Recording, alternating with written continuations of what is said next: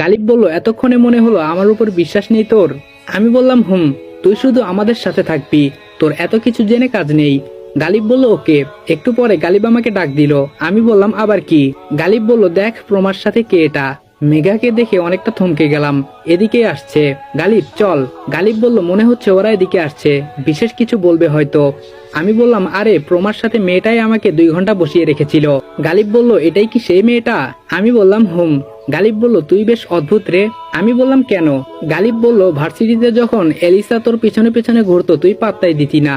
পুরো ক্যাম্পাস জুড়ে সে ছিল ক্রাশ আইকন, আর তুই এখানে এসে একটা শ্যামলা মেয়েকে পছন্দ করে বসলি। আমি বললাম, শোন, এলিসা ছিল ইন্ডিয়ান গার্ল, ধর্ম ছিল শিখ, মনে ছিল হিংসা, আর আমার মন মেজাজ কেমন তুই ভালো করেই বুঝিস। গালিব বলল, তাহলে এই মেয়ের বেলায় তোর আগের আচরণ কোথায় হারায়? আমি বললাম, এত প্রশ্ন করিস না, তুই কি এলিসার এজেন্ট নাকি?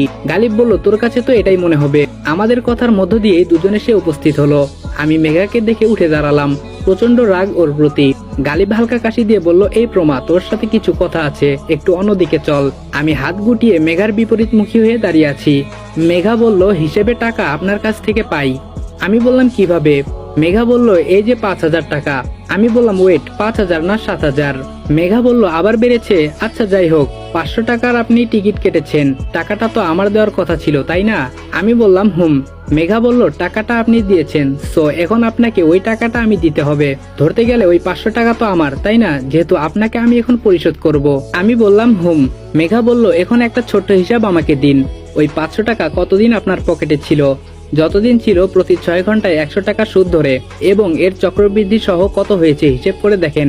আপনি আমার থেকে টাকা পান নাকি আমি পাই? ধপাস করে চেয়ারে বসে পড়লাম। হিটলার আবিবি জিন্দা হ্যাঁ। আমি বললাম, এই হিসাব কে শিখিয়েছে? মেঘা বলল, বিজনেস স্টাডি শাখার স্টুডেন্ট। আমি বললাম, কমার্সের স্টুডেন্টের একটাই কাজ, মানুষের পকেটের টাকা সারা জীবন হিসাব করা। আমার টাকা আমার কাছ থেকে সুদ, ভাবা যায় এগুলা? মেঘা বলল, হিসেব আরো বাকি আছে। মেঘ থেকে যে মিরাজ হয়েছেন, আকিকা দিয়ে নাম পরিবর্তন করেছেন। আমি বললাম, প্রমা তোমাকে বলে ফেলেছে? মেঘা বলল, বান্ধবী বলে কথা। আমি বললাম, সেদিন মিথ্যা বললেন কেন? মেঘা বলল, কিসের? আমি বললাম, আচ্ছা এই হিসাবটা পরে করব, সকালবেলায় এত বড় ধোকাটা দিলে কেন? মেঘার মুখে বিষণ্ণ ছাপ তৈরি হলো। নরম সুরে বলল, হবু শ্বশুর বাড়ি থেকে লোক এসেছিল, ব্যস্ত ছিলাম। কথাটা বড্ড যাতনা দিল আমাকে। কেন যেন এই কথাটা মেনে নিতে পারছি না। মেঘার মুখের অবস্থা দেখে বোঝা যাচ্ছে সে বোধহয় এখনই কেঁদে দিবে, কিন্তু কেন? মেঘাও কি তার বিয়েতে রাজি না? হতাশ মনে বললাম, আগে বললেই পারতে। মেঘা বলল, আমি কি জানি নাকি, হুট করে চলে এসেছে। আমি বললাম, একটা অদ্ভুত জিনিস লক্ষ্য করেছো? মেঘা বলল, কি? আমি বললাম, কখন যে আপনি থেকে তুমি বলে ফেলেছি, তোমায় খেয়ালই করিনি। মেঘা বলল, তুমি করেই বলেন। আচ্ছা চলেন আমার সাথে। আমি বললাম, কোথায়? মেঘা বলল, যেদিকে দু চোখ যায়। আমি বললাম, মানে? মেঘা বলল, জাস্ট ফান, আপনার টাকা পরিশোধ করব, হাতে এত টাকা নেই, কারো কাছ থেকে ধার নিয়ে দিতে হবে। আমি বললাম, জমা থাকুক, যখন প্রয়োজন হবে চেয়ে নিব। মেঘা বলল, আমি বলছি না আমি কারো পাওনা অপূর্ণ রাখি না। আমি বললাম, তাহলে সেদিন বাসে দেওনি কেন? আবার চোরের মতোই বা পালিয়ে গেলে কেন? মেঘা বলল, সেদিন সেখানে আমার হবু বর ছিল, গাড়ি থেকে নামার সাথে সাথে সে আমাকে রিসিভ করে, আপনার সাথে যদি দেখতো তাহলে। আমি বললাম, তাহলে কি? মেঘা বলল, কিছু না। আমি বললাম, তুমি বোধহয় তোমার বিয়েতে রাজি না, তাই না? মেঘা ঘাড় নেড়ে হ্যাঁ সম্মতি জানালো। আমি বললাম, কেন, পছন্দের মানুষ আছে? মেঘা বলল, আকাশের চাঁদ ছোঁয়া যায় না, তার উপস্থিতি অনুভব করা যায়।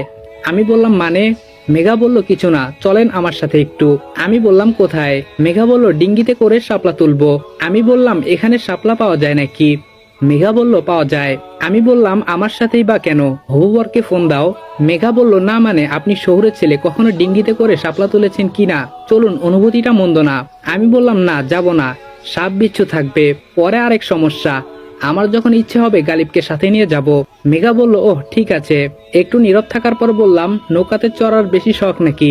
মেঘা বলল, কিন্তু কেউ নিয়ে যায় না, ভাইয়ারা শুনলে বকা দেয়। আমি বললাম, এখন কেউ দেখবে না? মেঘা বলল, না, এপারে কেউ পরিচিত নেই, তোরির বিয়ের নাম করে এসেছি, বিয়ে পর্যন্ত আছি। আমি বললাম, সাথে গালিবকে নিয়ে নেই। মেঘা বলল, না। আমি বললাম, কেন?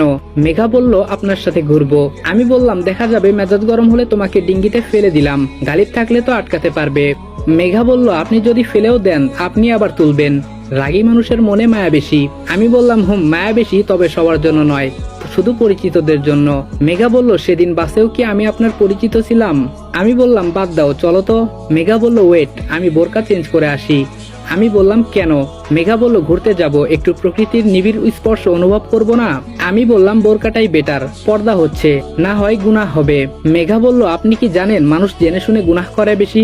আমি বললাম তবে নিজেকে সর্বদা সতর্ক রাখলে ক্ষতি কি, একটু হলেও তো পাপ কমবে। মেঘা বলল, আচ্ছা সিগারেটের প্যাকেটে যখন লেখা থাকে ধূমপান ক্যান্সারের কারণ, সেটা দেখেও কেন মানুষ সিগারেট খায়?